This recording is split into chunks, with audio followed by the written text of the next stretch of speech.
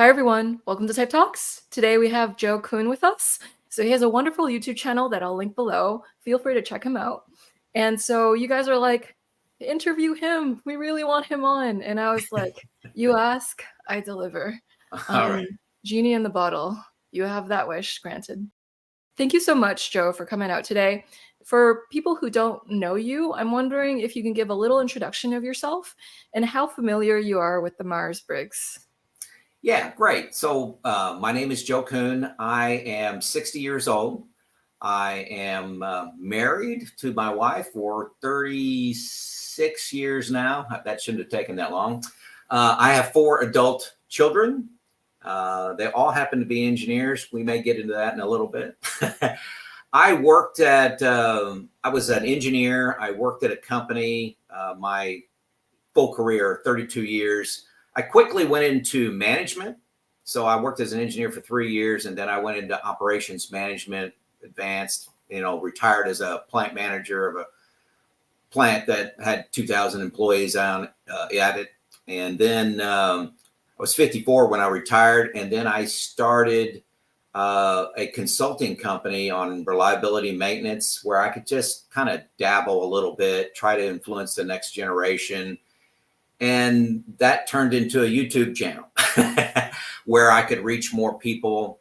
And I just really enjoy doing that. The YouTube channel started out with reliability and maintenance. The last couple of years, I've been focusing on retirement and my retirement journey. And I enjoy helping people by telling my story, my mistakes, lessons learned, things like that. And that's what I've been doing. Heck yeah. Yeah, you're making the most out of your retirement. You're giving back to the community. And so you have 4 engineers in your family or a lot of wow. All 4 kids plus me, and my wife is a school teacher. So we make fun of her. No. That's interesting. Did they see their father and they're like, we want to be more like you? And what Well, inspired them down that route? I started nudging them pretty early. And what I like about engineering is it's really a degree in problem solving. And that can apply to being an engineer, being in management, not even at a factory, can just be at a bank. So it's a great foundation into looking at data and making decisions logically. You're a problem solver. So sales, marketing, manufacturing, business, anything, I thought it applied in a great undergraduate place to start. A couple of them have moved on. My oldest is a mechanical engineer. My second oldest is he's a professor at a university. And so he's used his engineering degree to teach. He's teaching chemical engineering, actually. And then my third went on and got an MBA. He's really in business and supply chain. And my fourth is a chemical engineer, works as a chemical engineer. So really, I just saw it as a great foundation, and it's a highly respected. I've learned this years back, not when I was going to school, but most people respect engineers and their ability to think and logically work through problems. So it automatically gives you a little edge up when you have that degree by your name. Yeah, it does earn that automatic respect. How much do you value credentials or a person's experience in evaluating them as individuals? Well, it depends on the person. If I'm just looking at a piece of paper, like a job application, something on Indeed, you kind of have to look at the experience. You have to look at, does this person have a degree and in what? And that degree really just shows that they can set along a 4-year goal, show up to classes, take tests. So that's what you're looking for. But I'm telling you, I quickly get to experience.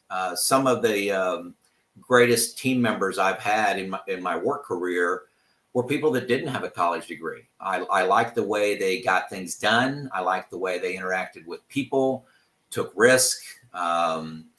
The guys I'm thinking about, I don't want to mention their name, but they were like an electrician, and one was a machinist, and they were outstanding. So experience experience means more to me than the degree.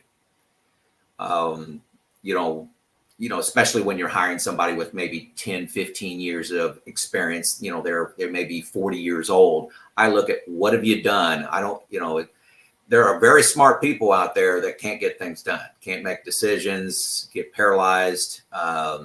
You know, they have just different aspects to their personality that they don't get things done. They're great students, test very well, but can't make that decision.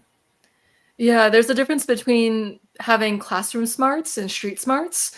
I see that you're talking about that potential Yeah. element there. And my kid, you know, love to talk about my kids, but it's amazing how different my kids are. I got one of them that's a professor, and he's classroom smarts. He's great. And then I got another child that is so street smart. So, you know, just perception of things is so next order. And they were 18 months apart in age. We raised them exactly the same, in my opinion.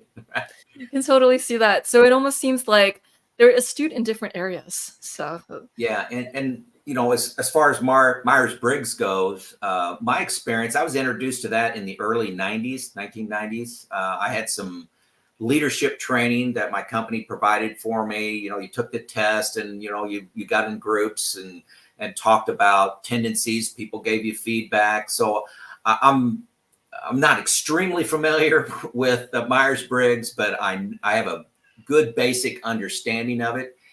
And, you know, I guess one of the, you know, this is just a hunch more than any research, is I think people are born a certain way. They're I think developed too, but born a certain way. Just example, I mentioned two of my kids are different. And my daughter's definitely, I have three boys and a daughter, and they're all so different. They don't score the same as me. yeah, and although you raise them the same, they're so different. Yeah. Yeah. And sometimes it's baffling and sometimes it's very delightful, Oh, and yeah. these differences exist. Yeah. You know, I would hate for everybody to be just like me. I really do. You would be greatly limited and frustrated if everybody was Joe. That makes sense, yeah. So how do you notice yourself being different from your kids or most people? Well, one of the things that I know is different, and I don't know why, is I am okay failing. One of the things that really helped me in my career and differentiated me from a lot of people is I'm okay making 10 decisions and being wrong on 5 of those. And most people, as long as I can do that fast, okay? Yeah. So when you fail, I learn a lot. Hey, we make a decision, we're gonna, you know, implement this new process change. And if we're wrong, we learn something. Most people that I interact with, they'll spend a year trying to be right on one thing. And I'll spend 3 months and I'll implement 10 and I'll be wrong on 5 of them, but I got 5 right. And that was just, I don't know if that's got a Myers-Briggs root to it, but that is something that I know that I was different, vastly different from most of the people that I worked with. You know, one of the things that I really brought very hard to my job was a concept called go and see. And it's part of my, I think, I want to see the data, right? So with one of my 5 senses, go and see. You know, so many times in business, people sit around a conference room and they have opinions based a lot on fact, but a lot of it on opinion. And and a lot of that opinion is biased. Okay. And what I mean by that is, a little bit, and this was introduced to me 25 years ago, fear of embarrassment drives a lot of behavior. People don't like to be embarrassed publicly, privately, whatever. They don't like to be wrong. If they made a mistake on their job, they kind of gloss over that in the explanation. And what happened last shift? You know, well, you gloss over your mistake and, hey, this happened. And here's how we responded to it. So one of the things I implemented and was to go and see. And what I mean by that is if you have an opinion and you say, hey, I think we need to buy this new piece of equipment, you need to have at least, and I'm going to throw out a new term that I'll explain. You need to have at least 8 hours of chalk circle observation to support your opinion. So if you say, hey, we need to replace that piece of equipment because the downtime is 20%, our error rate is 10%, whatever it happens to be, did you go out and watch that process operate, you personally, for 8 hours? And make sure that we were operating it right, that we were doing the proper preventive maintenance on it. We had the right parameters set, the incoming material was good. You have to watch it for 8 hours. And that has dramatically changed the results that I was looking for in a plant. You had to have that 8 hours. I got to a point where you couldn't even present a change to the leadership team of my departments and plants that I ran. You couldn't even get on the agenda unless you said you had 8 hours of observation. And it changed our decisions. It changed. So that was my Myers Briggs personality coming out real hard, is like, okay, you got to use your senses. But I was targeting fear of embarrassment, and people like, I don't want to say they were lying to you, but they were minimizing errors that they made along the way. Yeah, they were skimming over important parts of the process or procedure, right, and that really affects the ultimate outcome. Right. And you notice that in part of your total quality management desire, right, in a way. Right. Yeah, and you mentioned that you have a greater tolerance for failure than most people. It's very much associated with the big 5 dimension of neuroticism. So if you're low in neuroticism, you tend to have a higher tolerance of failure. Also, if you have Enneagram 8, you're more likely to be that way. And ESTJs in general, this is where it gets into the cognitive functions. Mm-hmm. Their extroverted intuition likes to have many different, like 10 different projects at the same time, and 5 of them get done. But at least those 5 get done and you're moving forward. It's that progress that ESTJs, right, really love. Right. Oh, that sounds like it fits. Progress. I'm looking for progress. And even if I'm wrong, I progressed by learning something. Yeah, great. That's the learning in itself. So speaking of reliability, efficiency, and the structures that you see in your career, like how important is efficiency and structure to you? Well, first of all, I'm shocked your audience wants to learn about reliability and maintenance. That's what you teach on YouTube. I was like, you're an expert, so. It's shocking that that's usually a small group. Structure means everything in a manufacturing plant. Reliability and maintenance being part of that. And one analogy I like to say is, imagine baseball. Most people are familiar with baseball. And there's some really, some stars in baseball. Let's just say Babe Ruth. I think most people know who Babe Ruth was. If you didn't have rules for the game, like if it goes over the fence, it's a home run, 3 strikes and you're out, 4 balls and you get walked. If you didn't have rules, Babe Ruth couldn't excel. Okay, so that to me is just an example of why you need a playing field with agreed upon rules. An example in reliability maintenance. If you're an employee, you're a mechanic, and the equipment's not running right, how do you voice that problem? Do you have a problem-solving structure? Oh, yes. We meet the first Friday of every month. We have a problem-solving team that gets together and we listen to new problems and we prioritize those problems, and we set up action items, for that problem. There is a structure to solve problems. There's also a structure of how work gets done. Okay, we have a planning system where the Tuesday of the preceding week, we plan the work for next week. We all agree on whatever we come out of that Tuesday meeting with, are the projects and preventive maintenance actions, rebuilds that we're going to do the following week. So people thrive with rules and processes. Without them, it's like, well, I've got this solution to how to make our quality better, but I don't know who to talk to. That's very common. And especially when you recognize that some people are introverts. If you're an extrovert, you may I'm going to tell 15 people this. If you're an introvert, you may say, I got this great idea and nobody asked me for my opinion. So creating a structure where people can report problems, where they can report ideas, they can have a discussion, be involved in prioritizing the work, leads to great results. Yeah, it creates some sort of order so that the whole project doesn't descend into chaos. And you know what everyone's doing, so if something's off track, you know exactly where in the system it's happening. Right. And it stops arguments over what's most important. Hey, we've had that meeting. We've discussed it. Everybody's got their ideas on the table. And we decided this was priority 1, 2, and 3. We may not be right, but that's what we decided. Let's go. Just like, I hate to use sports analogies, but like in a football huddle, the offense is deciding what play to run.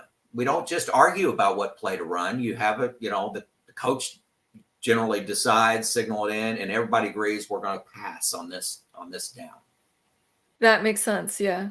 How comfortable are you with delegating? I consider myself a master delegator. Ask my wife. I'll bring her in here. That is one of my top strengths, is delegating and giving people information, let them know how I think, and let them decide. And then they own the implementation. They own the decision when I delegate. And it's one of the secrets to getting a lot of things done and getting a lot of ownership. If I tell people exactly what to do and it fails, I fail. If I tell people the direction or give them some boundaries and say, you decide who to hire, you decide whether to work this weekend, you decide whether to change the parameters on a piece of equipment, whatever you decide. And I'll help you, but it's your decision. Then their skin's in the game. And they'll do everything they can to be successful, and they'll grow. Even if we fail, they grow. And say whatever they did was wrong and it's the opposite of what I would have done. We talk about, hey, what did you learn? What would you do differently next time? So delegation is, if you want to get results fast, you get everybody pulling in the same direction, not just be the hero. And I've seen a lot of those people, a lot of heroes in my company that come in. They were brilliant people, but when they left the organization, it fell apart. You had a bunch of followers instead of people. So delegation is massive for me. And I would say, I expected you to ask me, hey, what's my biggest strength? What do I see?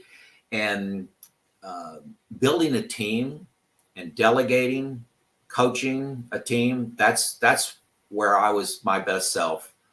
And I told people, and most are shocked by this, but I worked probably a 50-hour work week when I was working in manufacturing, big aluminum complex, a couple thousand people.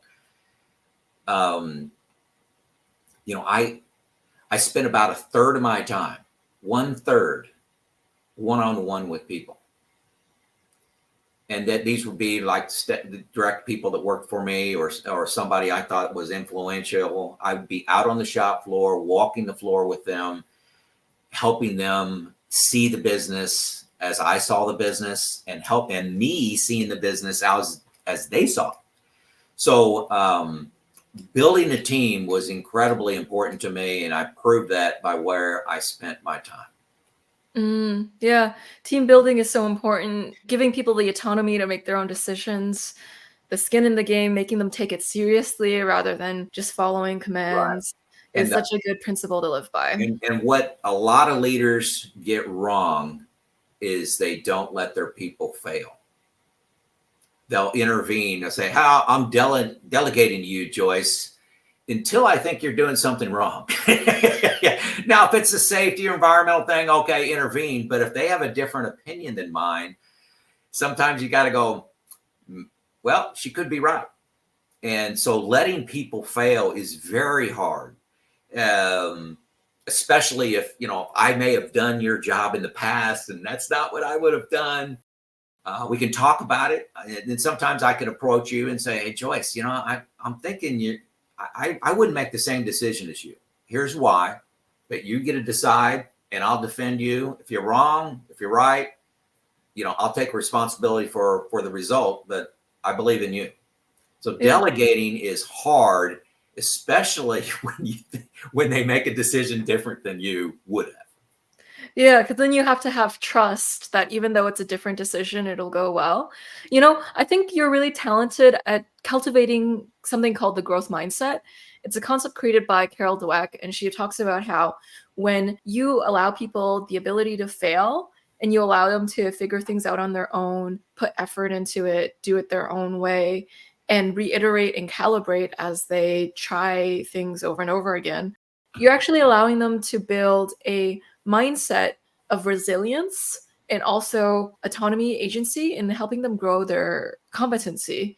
And Right. it's all from, you don't operate from a scarcity mindset. Like there are only a certain amount of failures you're allowed to make, and then I'll shame you. You're more of, hey, you know what? Let's not shame it.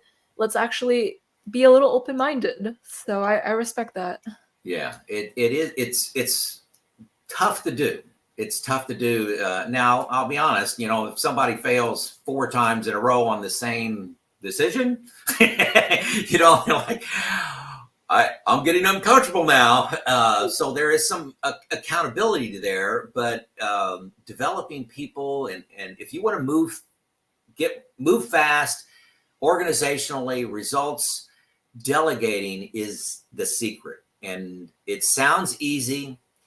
Many people think they delegate, but they're really a puppet master behind the scenes. If you know what I mean by that, they're pulling all the strings, and it's the illusion of delegation. But hire great people and let them do their job, and that's also my secret to work-life balance. How do you manage all these decisions? That's when I'm mentoring younger folks, they'll come to me and like, "Oh my gosh, Joe, how do you live through the day with all the things going on at this operation?" I say, I hire good people and I let them do their job. And if they're wrong, they tell me they were wrong, and I defend them, from anybody that wants to second guess. But and you're going to make mistakes. And like I said, that is one of the things I don't understand why I'm so comfortable allowing mistakes to happen. Yeah, it's almost like you understand it's a part of the process. Yeah, because I work in a technical environment. Reliability and maintenance is a technical environment. And most people are embarrassed when they say, "I think we need to, put in this oil. We need to rebuild this engine. Here's how we need to install that bearing." Most people are thoroughly embarrassed when they make a mistake. And I'm like, guess we learned that for next time. Here's a best practice, and we move on. It's just, there's so many decisions that to be made. If you're paralyzed by making the perfect one, you're going to make very few decisions. Yeah, done is better than perfect. And if you keep learning from your mistakes, you'll make the best decision you can make given the knowledge you have. Yeah. You said that you tend to value experience over a person's resume, and I find you live by that. So try it out and gain experience, and that'll teach you. So. Yeah, you remember your failures a lot more than your successes. You don't know if you're lucky on the success. And failures, you talk to people one-on-one about why they do something a certain way. It's almost always, 5 years ago, this happened to me, and it's never going to happen again. And it's that embarrassment, it's that fear of embarrassment I talked about before, that causes people to have opinions that are biased. It actually also influences their actions. So fear of embarrassment is something that I really have in the front of my mind of, is that an issue with what we're dealing with today? Yeah, and what I'm getting from this interview today is that there are multiple emotions that can hold you back. We mentioned the fear of embarrassment, the fear of shame, like, oh, if I do this, then I'm not competent. Like they define themselves off of a experience. And we also talked about the fear of failure and the emotions that can come from that. So fear Yeah, itself can yeah. hold people Fear's back. it's a big deal. And this is stereotypical, but I see it more in men than women. Maybe there's something to that. Yeah, that's actually quite a nuanced angle because I think the stereotype would be the other way around. Yep, yeah. So why do you posit that men deal with fear more often? Well, it's the fear of being wrong, wanting to be in control. Um, it's just being wrong. Yeah, I see I guess it's individualized. I'm trying to go through people in my head right now. And maybe I said men because I'm a man and I'm more experienced with them. But fear of embarrassment is a major driver. And like I said earlier, it drives how I gather information, because I know if I'm talking to somebody, they'll say, hey, I think we need to buy a new piece of equipment. We need to run this equipment at a different speed. We need to slow it down to make higher quality. I know that there's some bias in there, and go and see, go and use your senses, and that's that go and see mindset is really what I when I retired and started a consulting business. That's where I focus. That's where I focus. I would go and meet with a plant manager at say a 400 person plant, and I'd spend 2 days walking the shop floor with them. And guess what? Every time I do that, it's the worst day that plant manager has ever seen his plant operate. He saw more inefficiency and more waste in that 1 or 2 days, depends on how long we walk around. But they never walked around with a coach showing them inefficiency Mm. and pointed it out. When it comes to noticing those inefficiencies, how often in your day-to-day life do you notice inefficiencies? It's a curse. Do not mention inefficiencies to your spouse.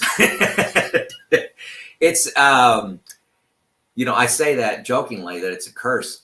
Almost everything I look at, I see a better way of doing it. And that's part of why I became an engineer. You look at a car design, you look at washing your car, vacuuming the house, cutting the grass.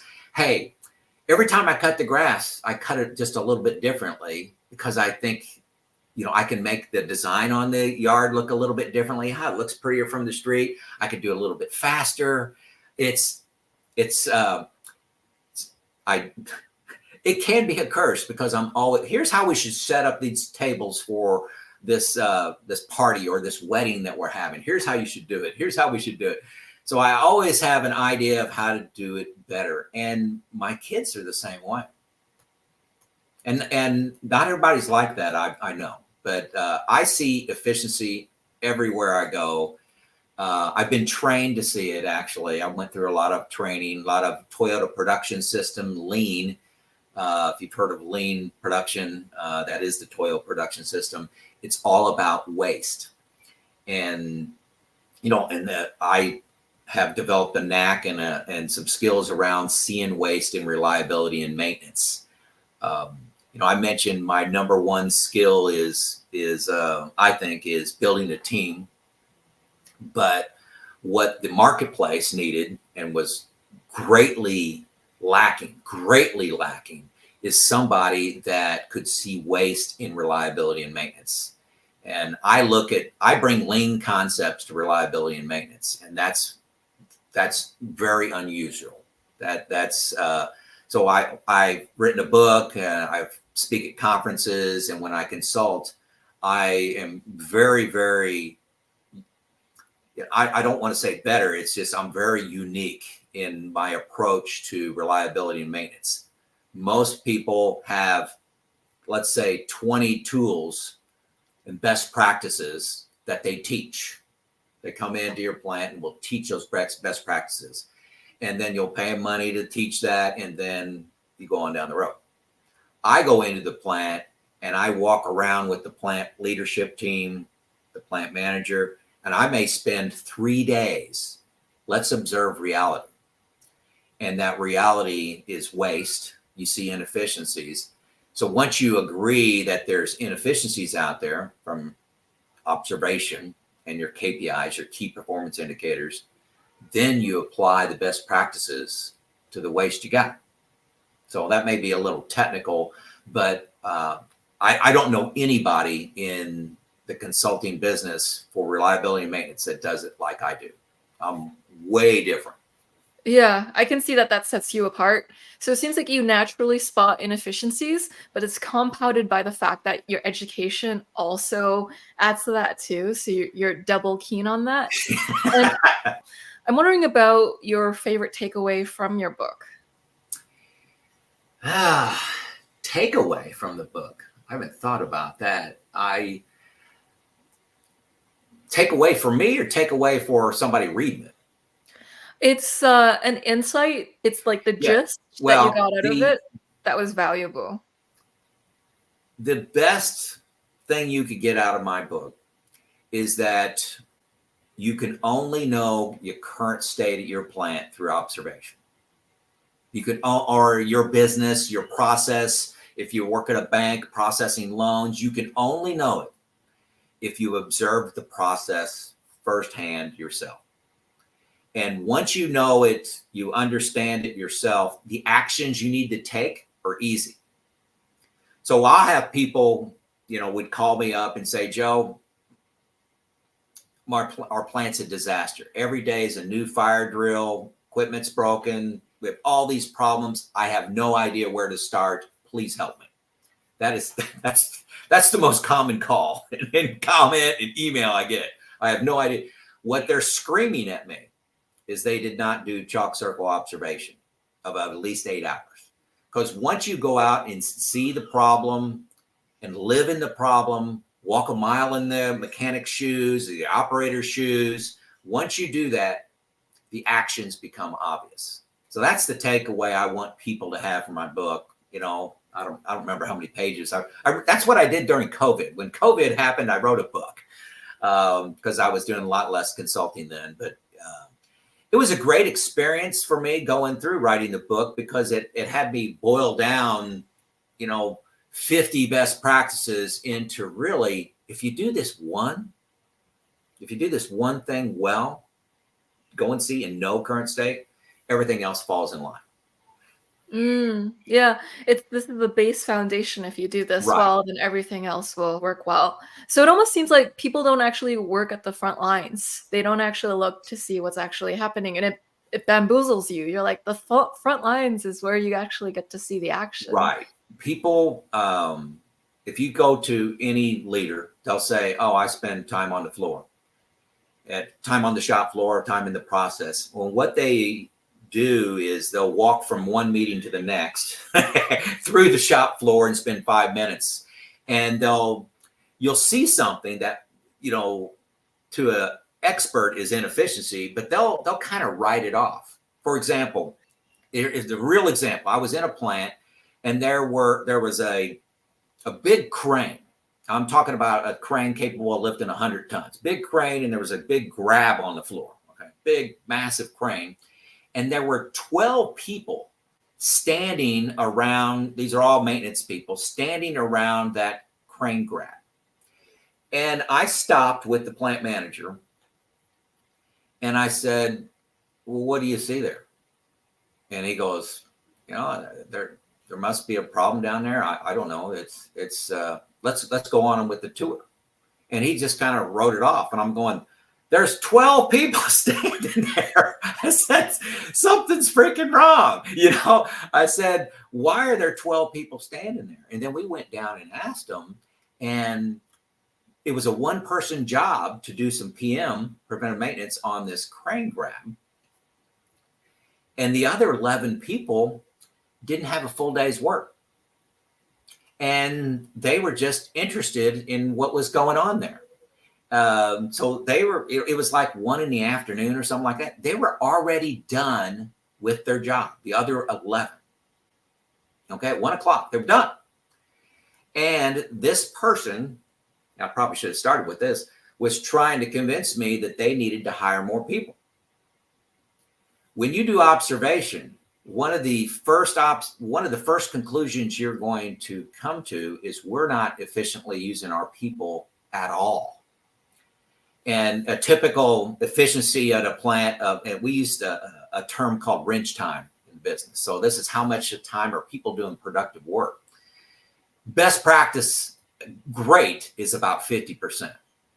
I have never been into a plant on my first time, and I've been in 42 plants, I think I counted the other day. I've never been into a plant that was higher than 15. So, people think they need to hire people. You're not using the ones you got. The number one problem in planning is planning work for next week is we're not utilizing our people at all. 15%. You could double that in a couple months. Anyway, maybe a little technical for most of the audience, but that's the power of observation and going and seeing reality on the shop floor. When I ask that question, like in a presentation, I may be giving a talk to, say a few hundred people, and I'll say, raise your hand if you consider yourself a person that is out on the shop floor, is knowing reality, working with the people, and almost every hand goes up. And then I say, okay, when was in the last month, how many times have you spent 8 hours in a row looking at reality on the shop floor? Nobody's ever raised their hand. And then I'll talk about the way you see things differently. I actually had, I love telling stories. I was actually in Canada, up in Canada. I had the plant manager was doing an observation with me on the shop floor, and I had to physically restrain her. I had to, because she wanted to intervene and say, oh my gosh, I can't stand this. She wanted to tell people to do something different because they were doing the wrong work. They were working on the wrong piece of equipment. and that, say they were supposed to be working on equipment number 2, they were working on equipment number 3. And I just had to hold her, and I said, no, we're just going to see how this plays out. And this was a very seasoned plant manager. What I'm learning from this is the importance of reality testing and reality checking, and that you bring this realistic angle, this practical angle that people are actually not doing at all usually. And so people are actually really in their head, they're formulating what they think might be the case. And you're like, no, let's actually go out there, see what's happening. You'll be surprised at the new things that you'll actually come across that'll change and update the information you already have. Exactly. And so I find that you're actually quite observant, because you're like, just observe and the situation will change for you. So. Right. And you picked up on it. I've been trained that way too. I had a teacher for about 4 years personally assigned to me to help me observe and see inefficiencies. And most people don't see them, and they fill in the gaps. They get it 90% right, but they fill in the gaps. And what I find, when you know reality, you can implement actions, solutions. Most often, this is the big kicker, they're free to implement, free. Mm-hmm. So you don't need to buy a new piece of equipment.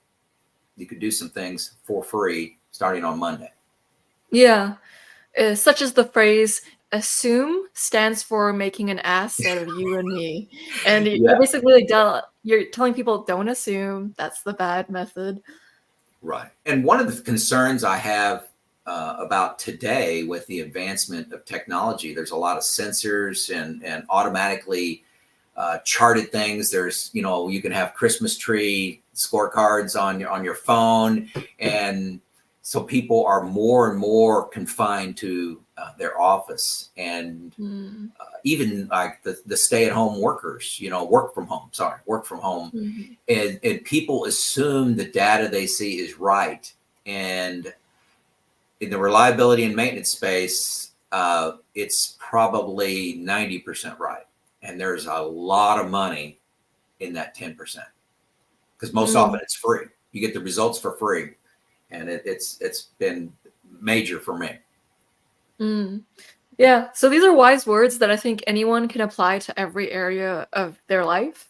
If you're having struggles, whether it's with your relationships or with anything, like instead of thinking it through, being in your head about it, actually going out and looking at the data in front of you, that'll actually give you what you need perhaps to solve the situation.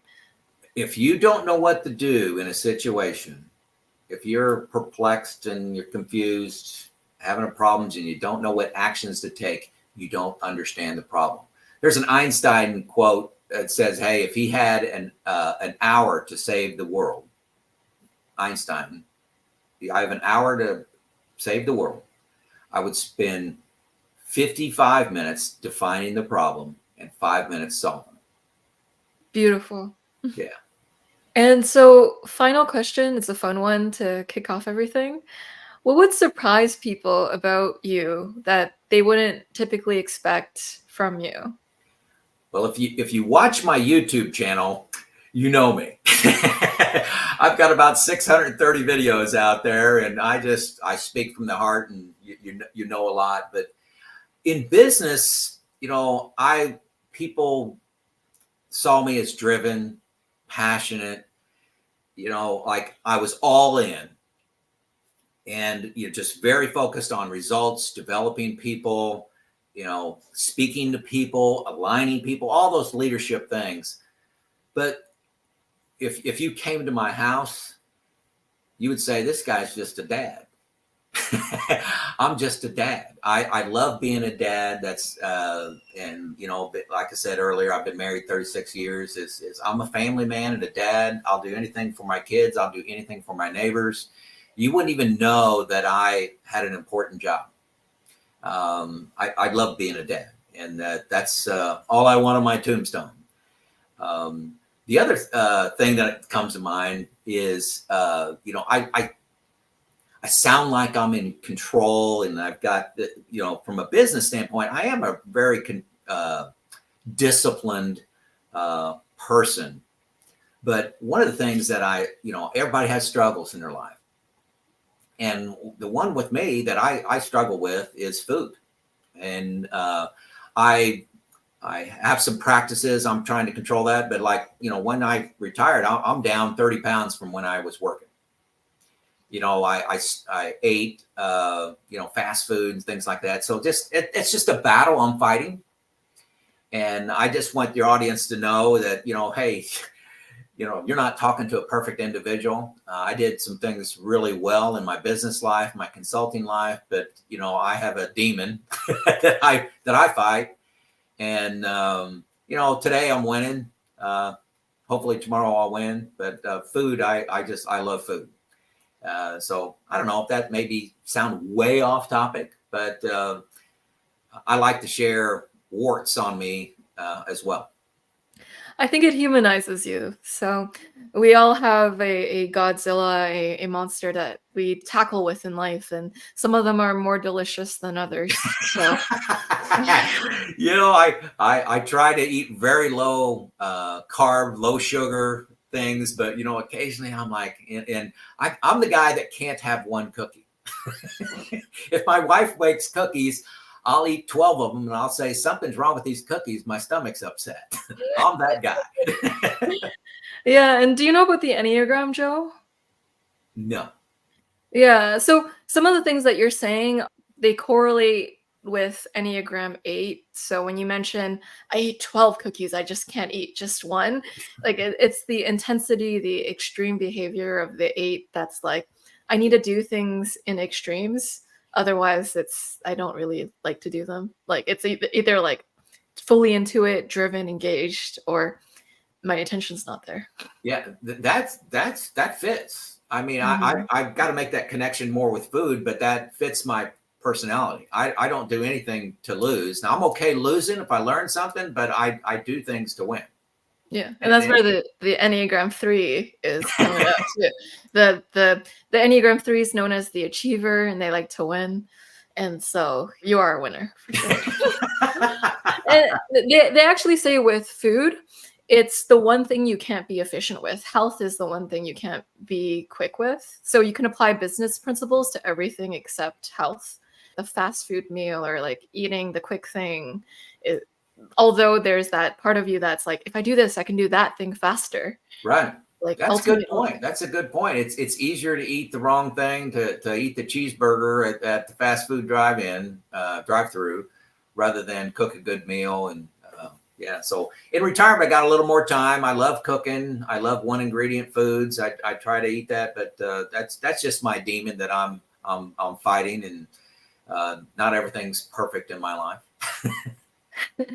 hey, sometimes you have to enjoy life, and if that means eating 12 cookies, then by That's golly, always bad. 12 is always bad. they could be low carb, low sugar cookies. Yeah. Yeah. I'm just pulling your leg. Yeah, and so thank you so much, Joe, for coming out. Everyone, feel free to check out his YouTube channel and his book too. You really teach people how to be reliable, to maintain what they're doing, and to create efficiency and procedures that help them towards their goals. So ultimately, I think your ability to spot inefficiencies helps you in helping people achieve their goals. So ultimately, the reason why you might point out efficiencies is actually your form of helping. And so, Yes. Yes. So once people understand and see the waste that they may have seen for 30 years and didn't recognize it, once you recognize it and see it, understand it, the solutions are easy, often free. mm, beautiful. Well, I And so, enjoyed it too, Joyce. You've been a great host and asking me questions that were challenging, that are associated with my personality. This is an unusual interview for me. I'm usually getting into more technical things. yeah, my audience members love to know both the technical and also the personal, especially, I think it helps humanize certain personality types too, because it's like, wow, it's nice to see the soft teddy bear side of the ESTJ who really loves their kids and loves being a dad. And Yeah, so, yeah, yeah, it seems like your role in your family is super important to you, and yeah. it's one It, that you actually see as a part of your identity. exactly right. All right, and so thanks everyone for watching. We'll see you all in the next video.